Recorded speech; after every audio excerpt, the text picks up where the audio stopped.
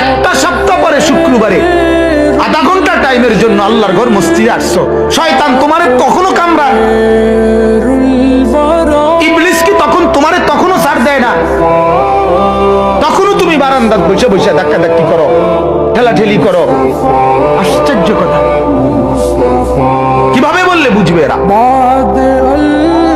অনেক মুরব্বী আছে, এই মুরব্বী অনেক কিছু মুরব্বীরও আছে বদ অভ্যাস, বসে বসে মসজিদে গিয়া ইমাম সাহেব জুমার বয়ান করে সামনের কাতার দখল করে থাকে, কিন্তু বইয়ে বইয়ে জিমান এরকম করে, বইয়ে বইয়ে জিমান কেন? আমার মসজিদে থাকে কোনো বুড়া 200 বছরের বুড়াও জিমাইতারে, জিমানের সিস্টেমে নেই, ডরেও তো চোখ বন্ধ করে না।